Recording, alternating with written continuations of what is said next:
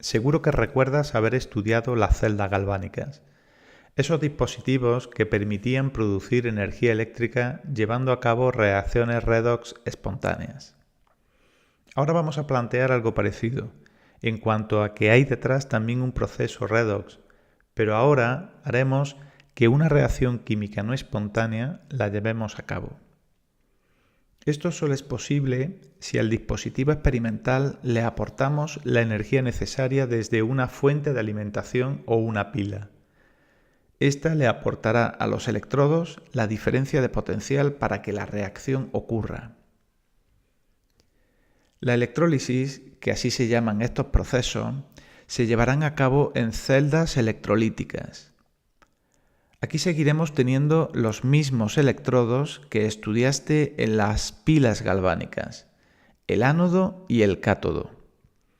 En el ánodo seguirán ocurriendo los procesos de oxidación y en el cátodo los de reducción. Lo que sí cambia respecto a las celdas galvánicas es el signo que se le asocia a los electrodos. El ánodo era el electrodo negativo en las galvánicas, mientras que en las electrolíticas el ánodo es el positivo.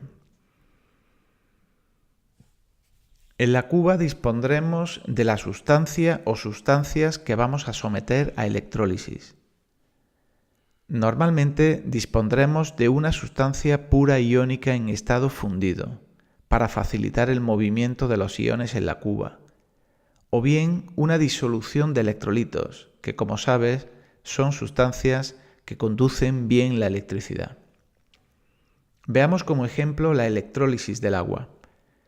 Esta sustancia es estable, pero podremos romper la molécula, es decir, descomponerla en sus elementos, aportándole la energía eléctrica suficiente. Observa qué simple es el dispositivo experimental: el recipiente que contiene el agua, los electrodos y la pila o batería que aporta la energía. Como electrodo se puede utilizar un metal inerte, como el platino o el grafito, sumergidos en agua. Puesto que el agua no conduce bien la electricidad, en la práctica se le suele añadir pequeñas cantidades de un ácido fuerte, como el ácido sulfúrico, que aportará los iones suficientes para tener un medio conductor de la corriente. Una vez que se cierra el circuito, se observan pequeñas burbujas formándose en ambos electrodos, lo cual indica que la reacción está ocurriendo. Analizamos las semirreacciones que ocurren en los electrodos y empezamos por el cátodo. Ahí ocurre la reducción de los cationes hidrógeno, por eso en ese electrodo se está formando hidrógeno gaseoso. En el ánodo se oxida la molécula de agua, formándose oxígeno molecular. Si sumamos las dos semirreacciones, obtenemos la reacción global. Y como ves, no hay consumo neto de ácido sulfúrico. Por cierto, observa la estequiometría de la reacción. Se forma el doble de hidrógeno que de oxígeno. Vamos a ver las diferencias entre estas dos imágenes. La de la izquierda corresponde a una pila galvánica, la conocida como pila Daniel. Dos electrodos metálicos de zinc y cobre en contacto cada uno con una disolución acuosa que aporta su correspondiente catión metálico.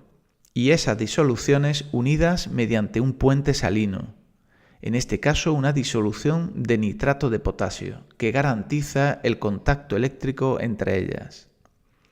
Por el hilo conductor externo se transfieren los electrones de un electrodo a otro, e intercalando un voltímetro mediremos la diferencia de potencial. ¿Qué procesos ocurren en los electrodos? En el de la izquierda, el de zinc, ocurre la oxidación de este metal, por tanto, este será el ánodo. Al electrodo de cobre llegan los electrones procedentes del ánodo, que los incorpora cada catión cobre 2+, depositándose cobre metálico en ese electrodo. La reacción global en esta pila proporciona 1,103 voltios. A medida que transcurre la reacción, el electrodo de zinc se va disolviendo, es decir, va reduciendo su masa, mientras que en el otro electrodo, al depositarse cobre sobre él, va aumentando su masa.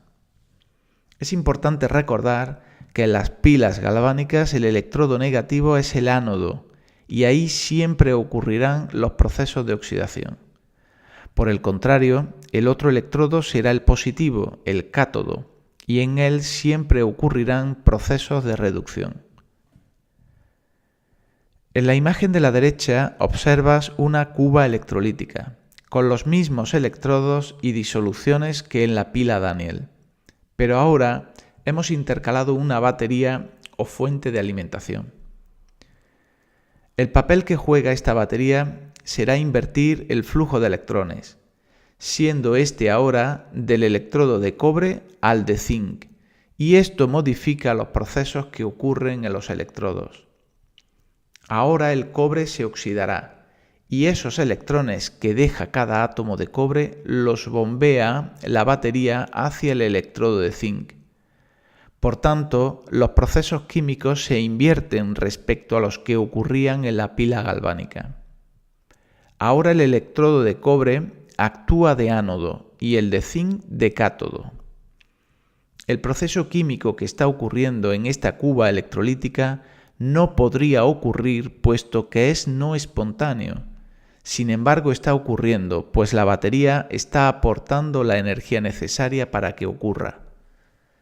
Por eso se suele decir que la electrólisis lleva a cabo procesos químicos no espontáneos, gracias al aporte de energía eléctrica.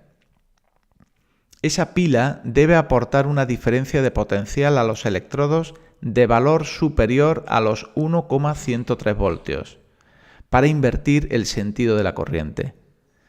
Y los signos de los electrodos también han cambiado. Ahora el ánodo es el que está unido al polo positivo de la batería y el cátodo al negativo. Pero observa que en el ánodo sigue ocurriendo la oxidación de una especie química y en el cátodo una reducción. Veamos otro ejemplo de electrólisis, el cloruro de sodio fundido. ¿Por qué hay que fundir el cloruro de sodio? Pues evidentemente necesitamos un medio conductor de la electricidad para que ocurran los procesos redox en los electrodos. Por eso habrá que calentar el cloruro de sodio por encima de los 800 grados Celsius. El esquema será el mismo que hemos visto anteriormente. La celda electrolítica con la sal fundida, dos electrodos en contacto con ella, generalmente de grafito, y el generador de corriente. Esta electrólisis es la fuente principal de sodio metálico y cloro gaseoso.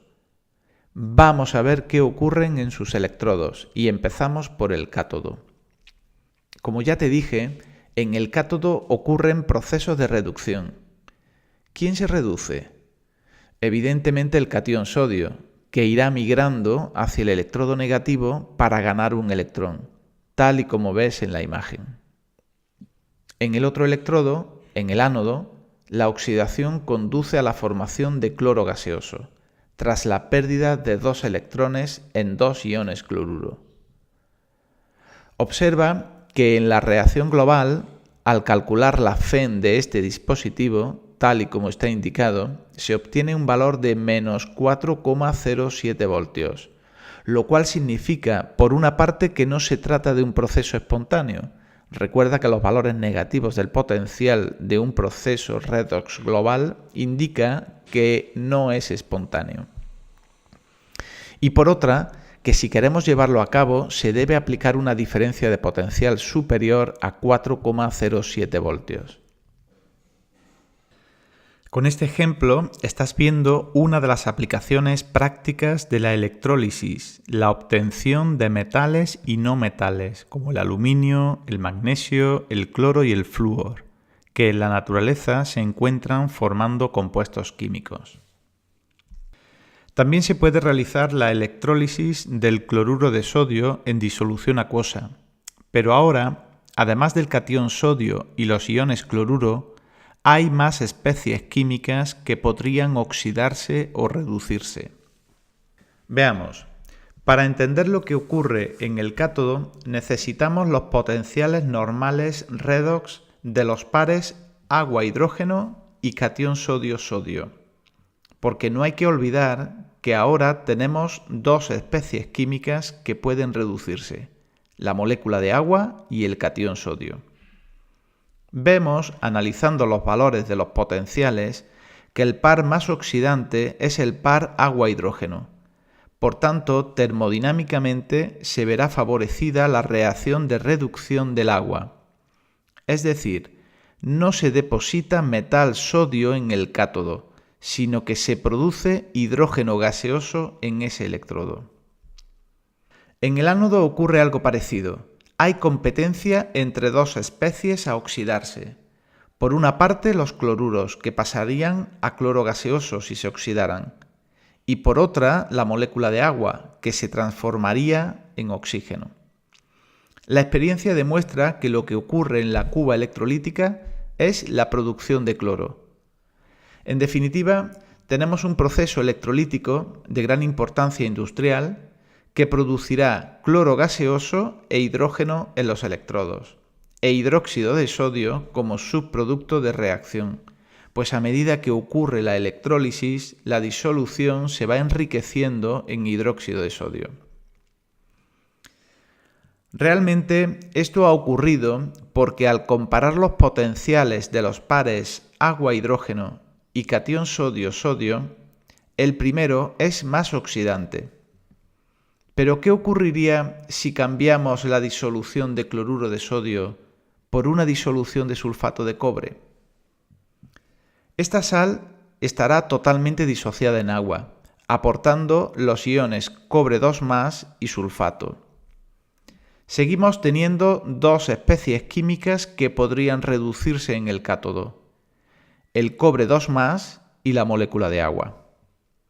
Al comparar los valores de los potenciales redox, llegamos a la conclusión que ahora no habrá producción de hidrógeno en el cátodo, sino la reducción del cobre.